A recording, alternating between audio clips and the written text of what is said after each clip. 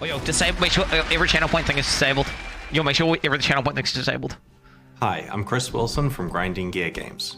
Thanks for joining us today as we reveal Path of Exile's next expansion, Lake of Kalandra, which launches on PC and Mac on August 19th, and on Xbox and PlayStation on August 24th. Twitch drops are enabled for today's livestream, so make sure you follow the instructions below to link your account and earn your Wrangler wings. Patches, drops, Here's guys. what you can expect from today's livestream. First, we'll debut the trailer for the Lake of Kalandra expansion, and then dive into its Challenge League. Okay. We'll discuss the further improvements we're making to Path of Exile's endgame in this release. Okay. There's a slew of new unique items for us to cover, and also a broad power boost to many different uniques. We've got a selection of new skill and support gems to reveal, and are excited to unveil our plans for revamping 3 past leagues. Then we'll cover more details about game balance before revealing this league's new supporter packs and what's going to happen in the lead up to launch next week. Nerves. Our livestream ends with a Q&A session hosted by Ziggy D, where you can ask me your questions in Twitch chat. Then we'll post the full patch notes for you to check out. Revamp But 3 before we plus show you leagues. the That trailer means for Lake of harvest. Kalandra, I wanted to talk to you about ExileCon. Back in 2019, we were ready to announce Path of Exile 2 and Path of Exile Mobile, and we wanted to do it with a bang. We filled a venue with thousands of Path of Exile fans from around the world and ran our first ExileCon convention.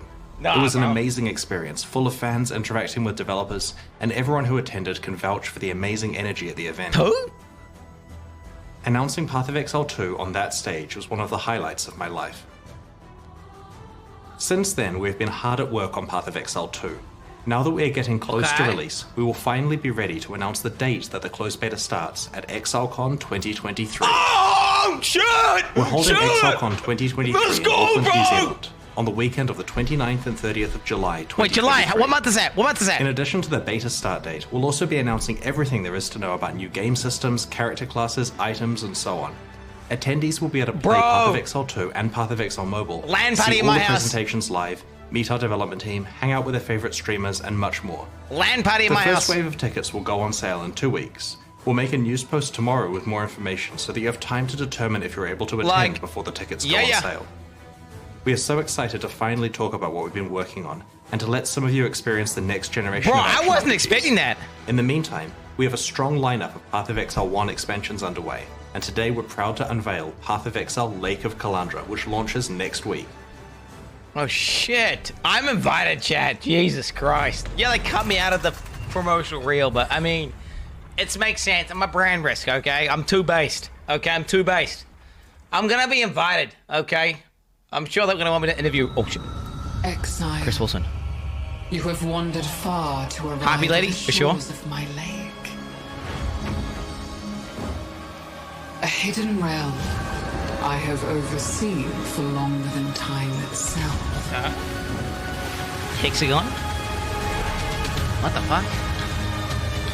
These waters harbor deadly secrets.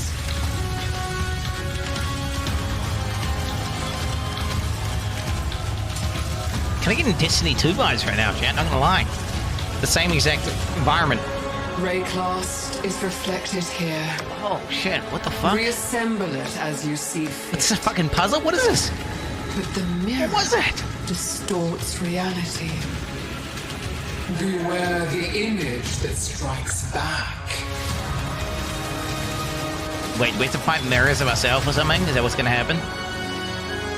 Kalandra League Challenge. Okay.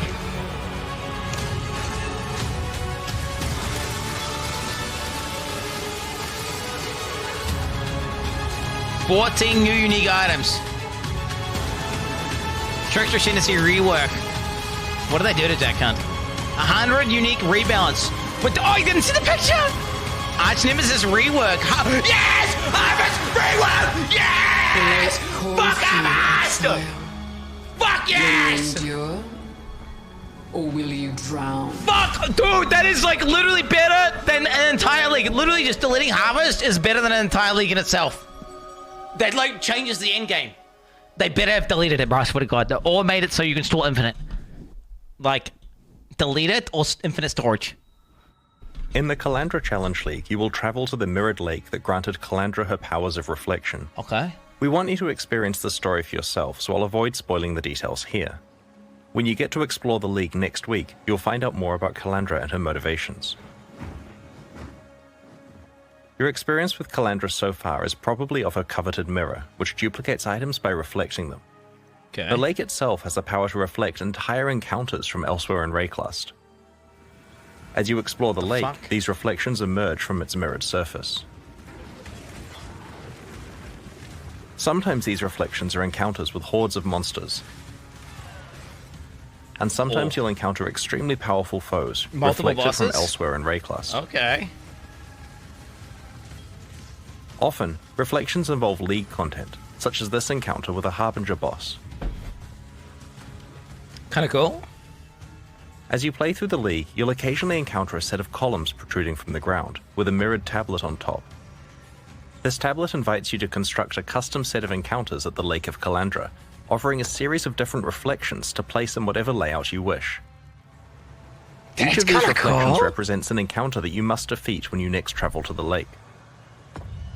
So you get to make your own map, like literally make Once your you own have map. assigned a reflection to every location on your mirror tablet, which will take a few areas, you can open a portal to the Lake of Kalandra itself.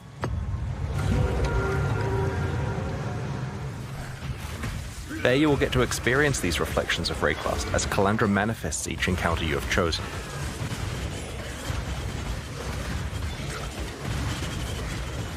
But as you push farther out onto the lake-shrouded waters, you will find each encounter to be more difficult, but more rewarding. This difficulty value counts up by 1 for each location away from the entrance the encounter is. Players wanting the best rewards will try to engineer tablets that have long, windy strings of encounters, reaching very high difficulty values by the end. To do this, there are occasional options that can be chosen which allow you to move and swap the entrance, reflections, and water tiles on the tablet. Okay, I'm confused. Additionally, as you progress through the league, you'll be able to unlock special abilities that let you manipulate the options you have available on each tablet.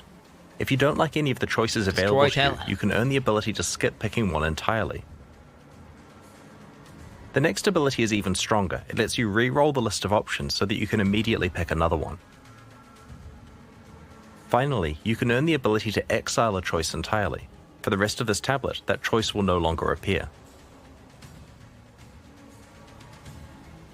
Once you reach maps, you'll be able to itemize your mirrored tablets so that they don't have to be played immediately. They can be stored for later or traded with other players. Okay. I like that. As you visit the Lake of Kalandra to attempt your mirrored tablets, there are many types of rewards you can find.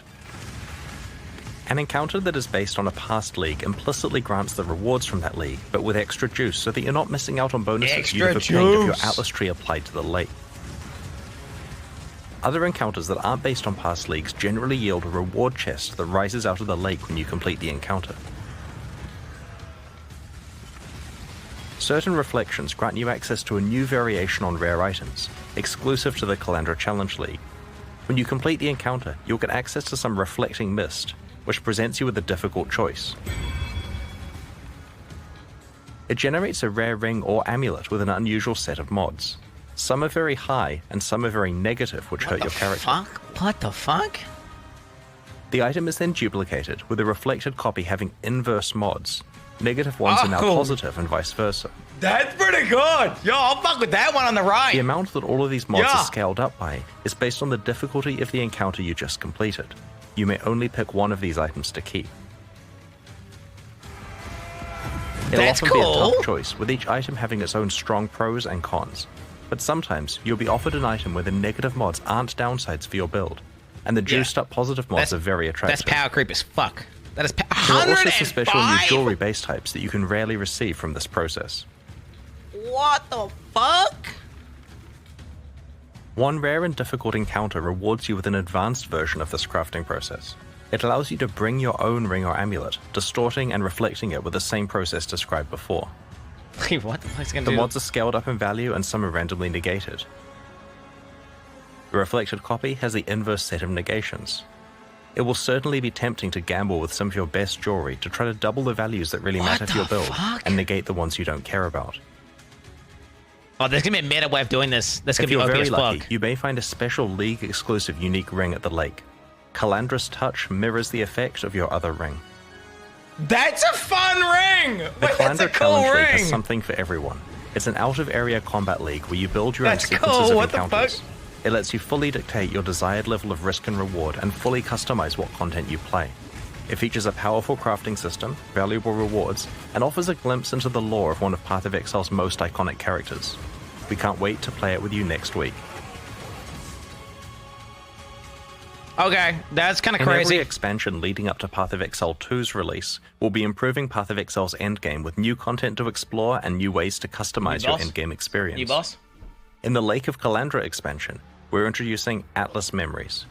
They aren't a League feature, they're part of the core game, affecting standard and persisting once the Kalandra League has ended. Okay. In maps, you'll very rarely find a memory item, which represents a set of memories that an NPC has about their past. Something special happened to them while exploring maps, and you're able to experience those events for yourself. What the fuck? Let's have a look at a couple of examples. In this Atlas memory, Kirik tells you about the time that he stumbled across a staging ground for a Harbinger invasion of Rayclust. Each Who's that guy? successive map Who you asked? play in the sequence has more and more Harbinger portals and invaders that you must deal with. Okay. This is a memory of Nikos, where he entered a sequence of maps that were entirely consumed by permanent breaches, like a Breachlord's domain. He survived to talk about it, but will you? Okay. Right-click a memory and apply it to a completed map on your Atlas. It'll mark out a series of adjacent maps that the Atlas memory will span. When you next talk to the relevant NPC in your hideout, they'll tell you about their recollections and will allow you to start exploring the memory. Each map in the sequence is provided for free by the NPC, and you'll be able to roll it like usual before running it. Because these maps are memories of the NPC, they are not affected by your Atlas tree. However, the content is generally as difficult and rewarding as a fully specialized Atlas tree would cause We'll it to see be. about that, Chris. I don't think so. The Atlas tree's busted. Whatever you do, I mean, I don't know about that. Each successive map in the sequence gets harder and more rewarding as the memories intensify. While memories are tradable, they're also very rare and valuable, so you'll probably want to complete them yourself if you can. For players who love lore, Atlas memories help expand on the backstory of key NPCs. For players wanting to try out different League mechanics at quite high levels of juice that they haven't specialized their Atlas for, memories let them do this without a bunch of respec. That could be kind of nice, And for actually. everyone else, Atlas memories are a great way to earn some valuable items, if you're strong enough to complete them. Shoot. The Lake of Kalandra expansion also contains a new unique map that I'm quite excited about. Ultimatum. The Trial Master is back. This boss from Ultimatum, and more importantly the unique items he drops, have been sorely missed and will be making a return as the Tower of Ordeals Wait, that unique OP map raid in Lake shit? of Kalandra. This map can be created by completing difficult endgame Hateforge. Val content. We have not forgotten about the rest of Ultimatum and have a specific plan for how it will return in the future. Okay, so it's Whenever still we're coming. improving Path of Exile's endgame, we take every opportunity we can to add new variations of rewards killed him that you already. can find. I killed him already. We don't want to say too much about how these are acquired, but in this expansion, it's possible to very rarely find special foil versions of any pinnacle boss unique item. What the fuck? These have the same stats as regular ones, but are certain to be highly prized by collectors or wealthy players wanting to show off. Fucking foils? Fucking The Lake that's of Kalandra expansion contains 14 new unique items. In addition to the Kalandra's Okay. Touch Ring that is exclusive to the Kalandra Challenge League, we have introduced a new endgame pinnacle boss reward, a supporter unique, the Tower of Ordeals unique map, 6 new Grand Spectrum jewels, and even some leveling uniques. The first we're showing you today is Soul Ascension, a pair of gloves designed by Zizaran. They drop from the Uber Elder. Soul Eater is a very powerful buff, but it is usually hard to obtain in boss fights. This unique grants you the ability to gain stacks of Soul Eater when you hit a unique enemy, but also makes you lose those stacks if you aren't near one. Ghost Wraith is a That's leveling okay. unique which allows you to play as an almost pure energy shield character during early parts of the campaign. We'll reveal the other new unique items in this Okay. expansion over the next week. Path of pretty Exile tight. has a lot of unique items in its core drop pool, over 700 in fact. We feel that there are 2 big problems with unique items at the moment. The first is that you find too many, and the second is that they are generally pretty useless when you do. Buff them and Sure, nerf the there are drop some rate. powerful endgame or build Easy. enabling uniques that feel amazing to find, but the majority of unique items found throughout the game are rarely actually useful Buff to them you. and nerf the drop rate, baby. In the Lake of Kalandra expansion, we have made a lot of changes here. We have reduced the overall drop rate of uniques throughout the game, and have rebalanced and overhauled over 100 existing unique items, with an emphasis on uniques in the core drop pool, including leveling uniques and some endgame uniques. You're going to find unique items less frequently now, but when you do, they're going to be a lot more punchy. That's good. Nectar's Lantern has been completely changed from the ground up. Previously, it was trying to allow you to play a hybrid attacker and spellcaster, but it didn't really work very well. Battle Mage. With the new design, it's a lot more elegant and delivers on this goal by simply granting high damage and the Battle Mage effect, so that your weapon damage is added to your spells. Thousand Ribbons is an example of an item where we merely needed to tweak values on the existing mods to make it a lot better. We want mod value rolls to matter more, and this item now showcases that well. Bro, at level 1 with 50 life. And that much. If you find a high rolled one early on, you're probably not replacing it for a long time. That is fucking insane. That is fucking crazy. Malachi's Simula was trying to deliver the Blood Mage fantasy by allowing you to spend life to cast your spells. This was meant to be special because the Blood Magic Keystone was far away from the Witch starting location on the skill tree. Unfortunately, this item wasn't really powerful enough to justify its use. DD. It has now been overhauled, and alongside Blood Magic, it grants a powerful multiplicative damage boost. Fucking hit builds, though, only. No other stats on it. Still good, though. With over 100 uniques rebalanced in this way, your play experience is now punctuated by quite large bursts of power when you find one. We'll continue to examine the power level and rarity of more unique items in subsequent expansions. I didn't see Starwatch buff though, Shad. I'm gonna be honest. The Lake of Kalandra expansion includes 3 new skill gems and 1 new support gem. Melee, come on, melee, bitch! Give me a melee one! Alchemist's Mark is a new mark skill. Igniting or poisoning the marked target creates burning or caustic ground underneath them, based on the damage of the strongest ignite or poison on the enemy. Okay. The damage of the ground effects also scales with Curse and Mark effect, providing a non-standard way to scale your build's damage. Okay. Hitting the marked target also refills some of your flask charges. Okay. This new skill opens up an extra source of damage for Ignite or Poison-focused characters, especially for Ignite builds that want an alternative to Flame Surge, or Poison builds that cause fewer, higher damage poisons. So it doesn't stack with Flame Surge, interesting. This high-level build uses Flame Blast, with 100% of the damage converted to Chaos, to inflict huge poisons on enemies. When Alchemist's Mark is cast on an enemy first, that enemy drops Caustic Ground when it's poisoned, scaled by those big Flame Blast poison hits, melting everything into a puddle. Galvanic Field is a new shock-themed spell. When used, you gain a buff, granting a small bonus chance to shock. When you next shock an enemy, the buff is consumed and the enemy becomes energized, repeatedly zapping themselves and nearby targets, a lot like Ball Lightning.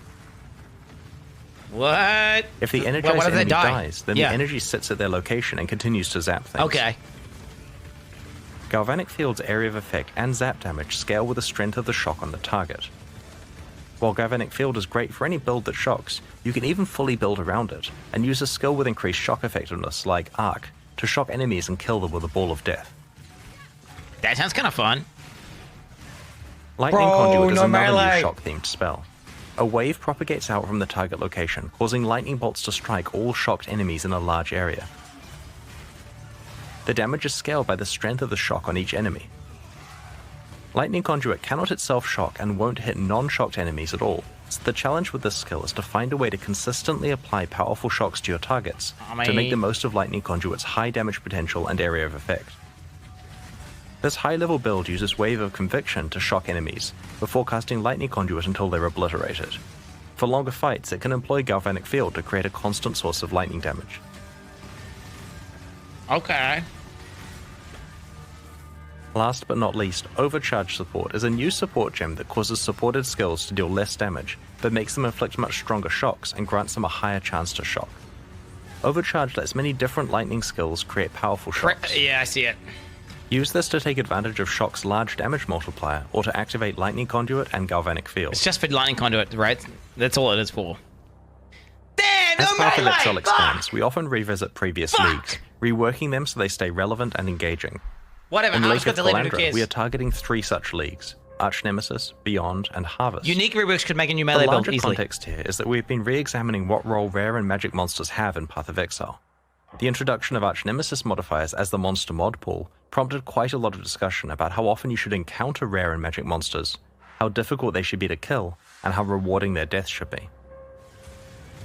Previously, League content made fights hard by spawning a lot of rare monsters.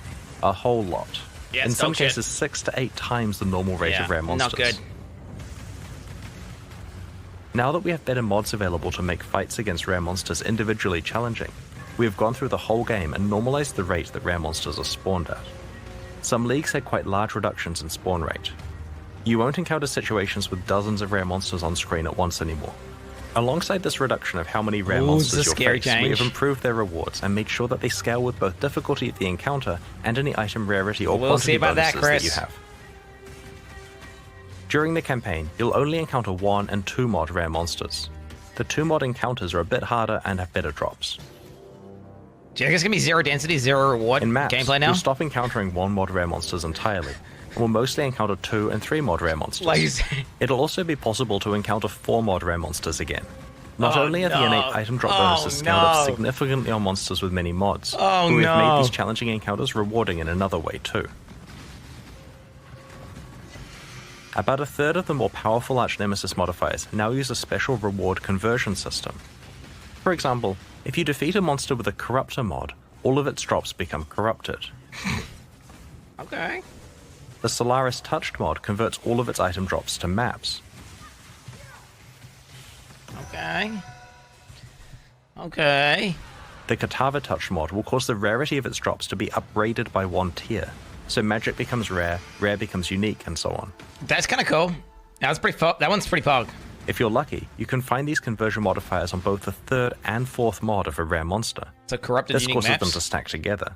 So if you kill a 4 mod rare monster with both the Entangler and Katava Touched mods on it, its heavily juiced drops will also be converted to jewels with their rarity upgraded by a tier.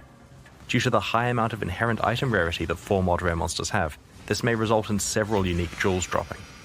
That's pretty cool. This conversion system is fully compatible with your item rarity and quantity bonuses, as well as the drop bonuses from all other Archnemesis mods. Going forward, we want to make sure that a lot more item reward mechanics scale with your character item bonuses. Get your Magic Find characters ready. Oh no. As a result of this system, when you do encounter a rare monster with many Archnemesis mods, you are well rewarded for the difficult fight. We have also been listening to feedback about the Archnemesis mods that can spawn on magic monsters. Where they become invulnerable. Too many of them had external visual clarity issues, like on-death effects. We have toned these down on magic monsters so that more of them are stat-based bonuses that aren't so spammy. Okay. Encounters that spawn a series of magic monsters now make sure to preserve the same Archnemesis modifiers between the monsters rather than rolling a different one for each monster. This will further help keep the game state understandable in hectic situations. Beyond was introduced in August 2014, initially as a hardcore only fucking challenge dog league. shit. It's fucking It's 8 trash. years old now and certainly has several issues. Delete Behemoth. Delete Behemoth. Firstly, the art. Have you ever really taken a close look at a Beyond Demon? It is literally a bandit from Act 2, dunked in red paint. The second issue is its balance. The number of magic and rare monsters spawned is so much higher than the rest of the game, and whatever problems that resulted in before are magnified now that rare monsters are meant to be more difficult. Beyond also spawns way too many unique bosses, which causes its own set of issues. Yep. In Lake of Kalandra, we have given Beyond much more than a fresh coat of paint. The Scourge have taken over the realm of the Beyond Demons. The old bandit Beyond Demons are gone. Summoning monsters from Beyond will now summon Scourge monsters and So bosses. reusing the assets from Scourge, okay. We have completely rebalanced the rate that Beyond monsters and bosses spawn at, so that it's appropriate for modern Path of Exile. Behemoth is deleted! The new Beyond monsters can now occasionally drop the Scourge League's tainted currency items that allow you to modify corrupted items. Oh, but do we get the free 6 links? No, we We've don't. also completely revamped how harvest crafting works. Rather than being presented with a selection of crafting options that must be used immediately, you now receive itemized tradable life force of the appropriate color. Oh! This life force can be used later, in your own time, at the horticrafting bench in your hideout. This is what I Its crafting options are now do! priced in terms of this itemized life force currency. This is what I do! Tier 4 bosses are now encountered much more frequently and can drop a key to fight a Shabi. She yields special life force which can be used for a specific set of crafts. Wait, we didn't get to deterministically choose what we augment and shit though? That sounds like PS Plug. We have rebalanced all harvest crafts for the new system and have removed a bunch of filler crafts and some ones with deterministic outcomes that were incredibly RNG gated before. Oh, okay.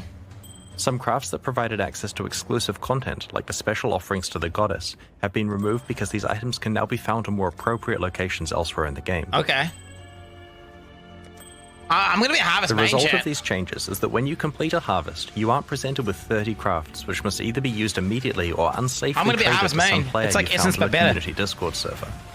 It also means that every bit of life force you receive is going towards a craft that you actually want to use on one of your items, when you're ready to use it. Yeah, it's like Essence, but Your better. interaction with the Sacred Grove is now far simpler as well. Just enter, pick your plots, defeat the monsters, and get on with your mapping. Yeah. Like with Archnemesis and beyond, we have also addressed the monster composition of Harvest's fights, so that it doesn't contain too many rare monster mods and so that it is of appropriate difficulty for its rewards. In addition, the rewards for Harvest now scale with map quantity and pack size, incentivizing you to juice your maps. Previously, the crafts you received were not scaled up at all if you played a harder map. New Harvest is Last good. week, we I like posted it. this expansion's character balance like it. manifesto, which detailed the many changes we're making in Lake of Kalandra. There are plenty more changes, which we will include in the full patch notes that will be posted after this livestream. I want to see the But fucking on this uniques. stream, I'd like to talk about a few specific areas: minion itemization, Exalted and Divine Orbs, and the Trickster Ascendancy class. Okay. Historically, minion builds have not been particularly reliant on the stats of their items. Yeah, it's cringe. Most of the power of their minions came from their skill and support gems. This led to a few problems. Firstly, easy. it gave them a bit of a free ride compared to Too most easy. other character builds. Yep. And secondly, it meant that it was hard for minion players to actually specialize their character to be really, really good. Can't scale. We want to solve Oh, both of these problems in this expansion. Path of Exile is a With game jewels. about items, and that means that you will now be strongly rewarded for finding items that make your minions better. It also means that, like with other builds, if you find good items, you'll be far more damaging and survivable than before. We described a variety of minion changes in last week's Character Balance Manifesto. Today I want to show you the new base item types we have added to help your minion itemization. We've added a new ring base type, the Bone Ring. This ring has implicit minion elemental resistances and can roll minion related modifiers. We've added level 20 and 50 versions of the Convoking Wand, called the Calling Wand and Covening Wand respectively. Like the Convoking Wand, these new base types can roll minion-related modifiers. Some new minion-related mods have been added to the pool available to these wands, and some existing mods have been adjusted or made more common. We have repurposed the bone-themed spirit shields so that they have minion damage implicit mods rather than spell damage, and can also roll minion-related mods. +1 to all minion skill gems. Holy shit. That's Alongside busted. the What stable fuck? of existing unique items, there's now quite a lot more base type support for minion characters, and good mods on those base types can stack up to some pretty large bonuses for your minions. I also wanted to discuss two of the rarest currency items in Path of Exile, Divine Orbs and Exalted Orbs. These actually have the same drop rate, but Exalted Orbs are worth so much more in trade because there's no easy vendor recipe for them, and because they're consumed when you craft certain meta mods onto items. Yep. Out of these two currency items, we would actually prefer the Divine Orb effect to be rarer, so that unique items with good rolls matter more, and so that players can exalt craft their items They're going to more remove frequently. Divine Orb from crafting. We are making two changes that will impact this. Firstly, we are changing the cost of crafting meta mods so that they cost Divine Orbs rather than Exalted Orbs. Oh, they're going to make it more expensive. Secondly, we Holy are changing shit. the 6-link vendor recipe to grant 20 Orbs of Fusing rather than a Divine Orb. Oh shit! It's gonna be. This They're gonna be change so will result in expensive now. Exalted Orbs being far more available for crafting, and Divine Orbs less available for re-rolling mods on items. Yo, Divine's the new It'll Exalt. certainly be interesting to see what the de facto trade currency becomes next league. What the fuck? Next, I'd like to talk about the Trickster Ascendancy class. That's a lot We of haven't been fusings. I happy like with the state fusing of buff this though. Ascendancy class recently.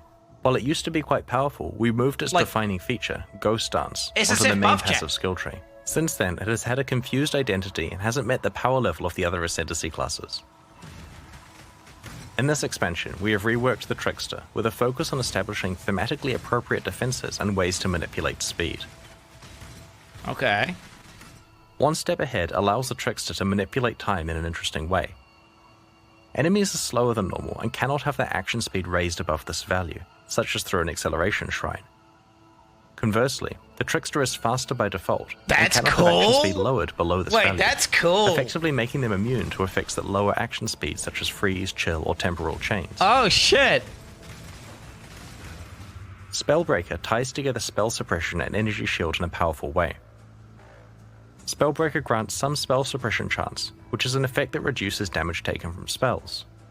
Yeah. The skill also starts your energy shield recharge half the time you suppress spells.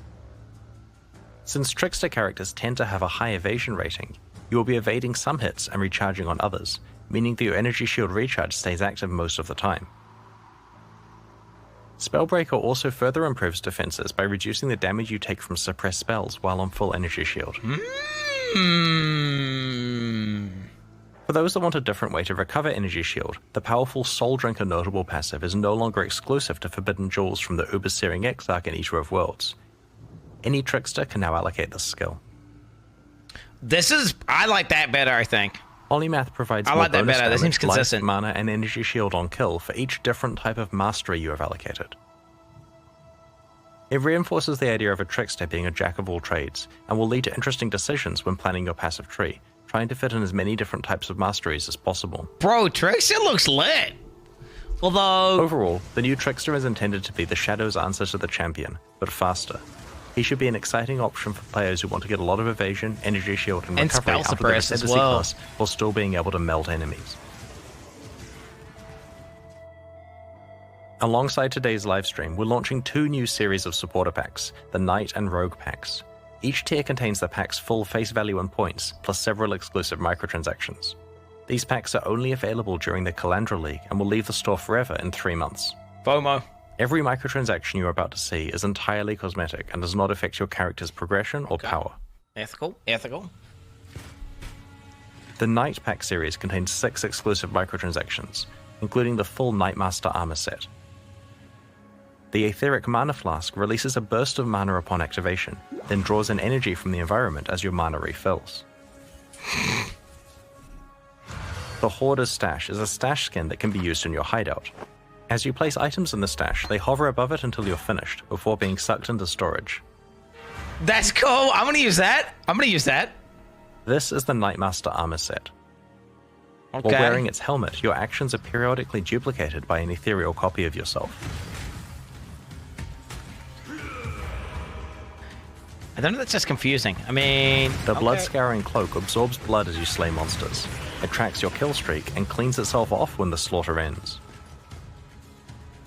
That would be annoying to me, I'm going to be honest. The Ring of the Victor causes a podium to rise up underneath you when you are standing still, elevating you above other players.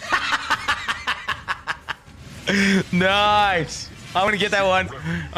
For sure. Oh, shit. The Warlord's Lieutenant Portal summons a warrior spirit who will greet you, cheer you on, and commend you on your actions. Okay. Bad chest. The Rogue Pack series has 6 exclusive microtransactions, including the Rogue Stalker armor set. The Beast of Burden Pit visually carries your items for you, becoming more laden with bags and packs the more full your inventory gets. That's cool, but this is visual pollution, right? The Collector Serpent Shield covets the treasure you find. Whenever you pick up an item, the serpent darts out to grab it. What the fuck? Okay. This is the Rogue Stalker armor set. While wearing its gloves, critical strikes cause blades to appear and slice at your enemies.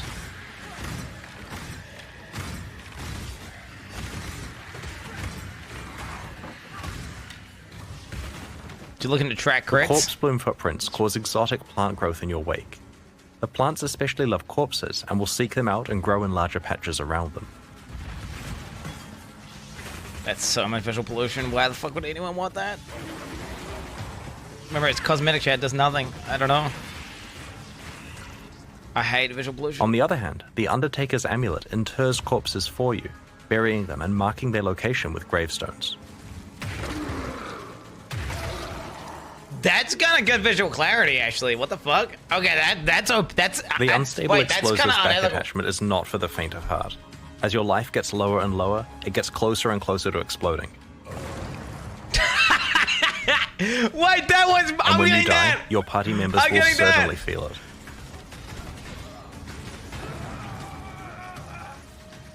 Oh shit. As I mentioned before, these packs are exclusive to the Kalandra League and will leave the store in 3 months. They're Okay. available right now at I have to get them all. pathofexl.com/purchase, Fuck, I have to get them and they all, Jack. directly fund the ongoing development of Path of I have Exile to 2 buy all of them. and Path of Exile 1 expansions like Lake of Kalandra. Fuck. In addition, the supporter packs introduced with the Sentinel expansion are leaving the store forever in 1 week. Now's your last chance to purchase them, and we greatly appreciate your support. Speaking of things leaving the store, the Kyrix Vault Pass for Sentinel is only available for the next few days also, and will leave the store forever when the league ends. There's no penalty for purchasing the pass late in the league after you've wrapped up Good your map shit. completion. So Fuck if you're that. pleased with where you got to in maps and Sentinel and want to lock in your unique skins, it's not too late to buy your pass. Fail venture. Next up, we've got the Q&A with Ziggy D. Once that ends, we'll post the full patch notes for Lake of Kalandra. Over the next week, our community team will post teasers for new and revamped unique items, upcoming quality of life improvements, and an announcement for the League launch race event. I'm On gonna launch win that. weekend, I'm gonna we'll be win running that. another set of Twitch drops, and expect to release the new Mystery Box and Kyrix Vault Pass in the days after launch. It drops on League launch. Thanks for joining us and checking out today's reveals. We can't wait to see you in Ray Class on shit. August 19th. We'll begin the Q&A in a few moments, so please get your Oh, questions ready in shit. chat. Oh, dropped on League, bro. Okay, what we can hope for, chat, is this. Okay, unique buffs that specifically benefit melee. Melee unique buffs. That's what we can hope for. Okay, bro. The Divine Orb change is interesting.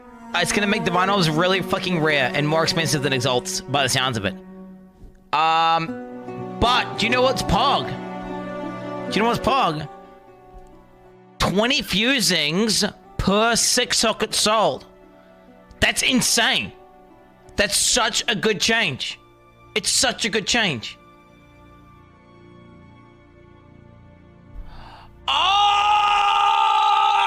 Oh! Yeah, you're right. It's not as best. Fuck. It's not that good. Oh, no. I spaced out, bro. I spaced out, bro. Oh, I spaced. Fuck, you're right, yeah. Well, I suppose still, that's still gonna be a lot of fusings though. Think about it. Then again, how many do you really get? I mean, if you do corrupted content, if you spam corrupted content, you can get like a fuck ton of corrupted items that come 6 links. He is God game.